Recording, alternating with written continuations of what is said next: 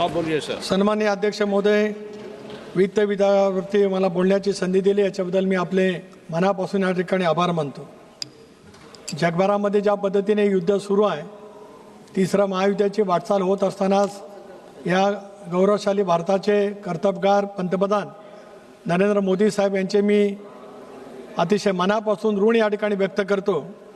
एक सुस्पष्ट निवेदन लोकसभेच्या सभागृहामध्ये त्यांनी त्या ठिकाणी करून देशाची असलेली वास्तवता, देशाची असलेली स्थिती, जगभरामध्ये निर्माण झालेली स्थिती, वेगवेगळ्या आखाती राष्ट्रांच्या प्रमुखांशी त्यांनी केलेला संवाद याच्याबद्दलचं सुस्पष्ट असं निवेदन पंतप्रधान महोदयांनी या ठिकाणी दिलं।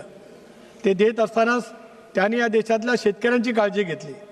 पावसाचा आता हंगाम जवळ आला आहे, खरीपाचं पीक येईल, अशा वेळेला खताचा पुरवठा, बियाणं या संदर्भातला उल्लेख करण्याचा अतिशय योग्य पद्धतीने पंतप्रधान महोदयांनी केला आणि देशातील कष्टकरी असलेल्या शेतकरी बळीराजासाठी केंद्र सरकार काही पद्धतीने ठामपणाने पावलं उचलणार आहे।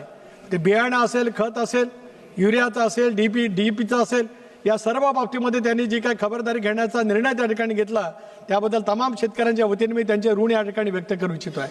त्याचबरोबर इंधनाचा प्रश्न आहे, गृहिणींच्या बाबतीमध्ये आहे, गॅसचा तुटवडा झाल्याच्यानंतर उद्योग काही धंदे त्या ठिकाणी बंद होऊ शकतील, याच्यासाठी हायड्रल पॉवर निर्मितीसाठी त्यांनी वेगवेगळा कार्यक्रम त्या ठिकाणी घोषित केला। अशा पद्धतीची स्थिती ज्याला निर्माण होत असते त्याला कणखर नेतृत्व देशाचं कशामध्ये असावं याचं एक उत्तम उदाहरण मोदी साहेबांनी त्या ठिकाणी दाखवलं। हे करत असतानाच आखाती राष्ट्रांच्या मध्ये खूप मोठ्या प्रमाणावरती त्या ठिकाणी आज आपल्या देशातील नागरिक आहेत।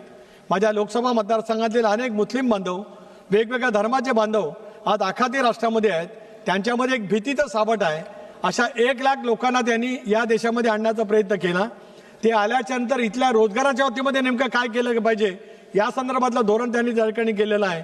मला त्यांचे आभार मानले पाहिजेत, परराष्ट्र मंत्रालयाचे सुद्धा आभार मानले पाहिजेत।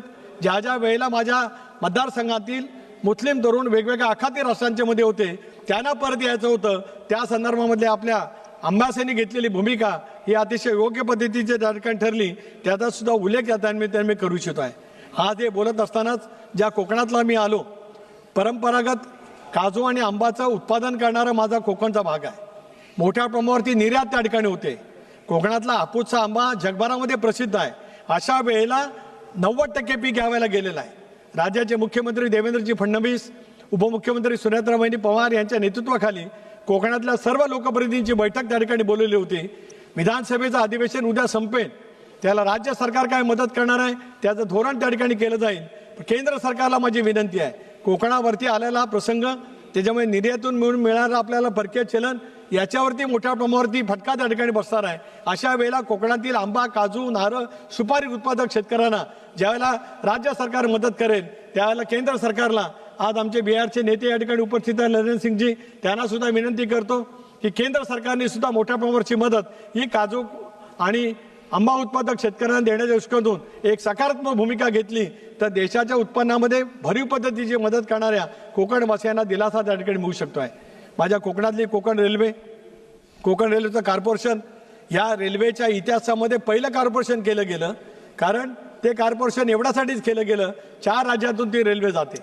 अशा वेळेला ते भागभांडवल त्या राज्याने उपलब्ध करून दिलं, पण कोकण रेल्वेला मिळणारं उत्पन्न, त्याच्यातून होणारा खूप मोठ्या प्रमाणावरचा फायदा हे जर का आपण बघितलं तर त्याचं भारतीय रेल्वेमध्ये वर्गीकरण करण्याची, मर्जिंग करण्याची आवश्यकता मोठ्या प्रमाणावरती आहे। हा मी मुद्दा मांडला, रेल्वे मंत्र्यांनी त्या बाबतीमध्ये आश्वस्त त्या ठिकाणी केलं, पण तरी सुद्धा काही राज्य त्या बाबतीमध्ये सकारात्मक भूमिका त्या ठिकाणी घेत नाहीत।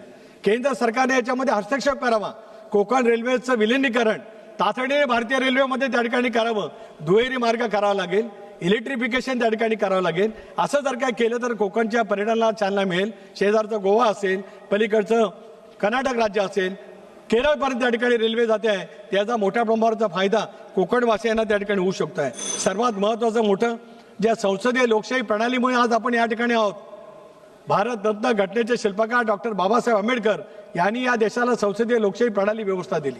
1927 साली 2020 मार्च रोजी डॉक्टर बाबासाहेब आंबेडकरांनी मनुस्मृती बाजूला सारत सामाजिक समतेचा हुंकार माझ्या रायगड जिल्ह्यातल्या महाड तालुक्यातल्या ऐतिहासिक चौदार तळ्यावरती दिला। त्याचा हे जन्मशताब्दी वर्ष आहे। हे शताब्दी वर्ष त्या ठिकाणी आहे. हिंदवी स्वराज्य संस्थापक छत्रपती शिवरायांनी रायगडचा किल्ला त्या ठिकाणी उभा केला. तेच शताब्दी वर्ष साजरं होत असताना 300 कोटी रुपयाचा नियतोय भारत सरकारने त्या ठिकाणी द्यावा, महाडच्या परिसराच्या विकासासाठी द्यावा. आणि आज मी त्या विभागाचा लोकसभा सदस्य म्हणून पंतप्रधान महोदयांना विनंती करतो, 20 मार्च 2027 साली 100 वर्ष पूर्ण होतील. त्या ऐतिहासिक क्षणाचं साठी पंतप्रधान महोदयांनी अमितभाईंनी त्या ठिकाणी यावं अशी विनंती त्या ठिकाणी करतो. जाता जाता एक आवर्जून सांगतोय, वेदना आहेत, शल्य आहे, दुःख आहे. मी माझा नेता गमावलाय अजितदादांच्या रूपाने, महाराष्ट्राने नेता गमावलाय, देशाने एक नेता गमावलाय.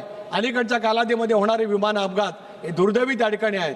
या विमान अपघाताची चौकशी करावी म्हणून आमच्या नेत्या सुनेत्रा वहिनीच्या नेतृत्वाखाली आम्ही महाराष्ट्राचे मुख्यमंत्री देवेंद्रजी फडणवीस यांना पत्र दिलं की सीबीआयच्या मार्फत त्या ठिकाणी चौकशी व्हावी.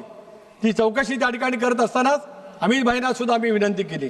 कालच मी राम नायडू साहेब इथंच बसतात, त्यांना विनंती केली की लवकरात लवकर तो अहवाल त्या ठिकाणी यावा. जे त्या बाबतीमध्ये आरोप केले जातात, वेगवेगळ्या पद्धतीची भूमिका मांडली जाते, याच्यासह त्याची चौकशी त्या ठिकाणी व्हावी. आणि अजितदादांच्या मृत्यूच्या बाबतीमध्ये जे काय सुस्पष्ट अहवाल असेल तो राज्यातल्या जनतेला नव्हेच तर देशाला जनतेला त्या ठिकाणी कळावा अशी राष्ट्रवादी काँग्रेस पक्षाचे अध्यक्ष म्हणून, दादांचा सहकारी म्हणून, महाराष्ट्राचा एक नागरिक म्हणून या निमित्ताने विनंती करू इच्छितो आहे. आपण मला बोलायची संधी दिली त्याच्याबद्दल मी आपले सर्वांचे आपले आभार मानतो.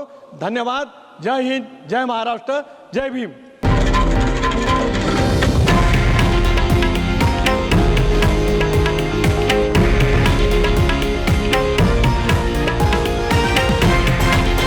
हे आहे देशातील नंबर 1 न्यूज नेटवर्क आणि आपण पाहत आहात TV9 मराठी, एकमेव.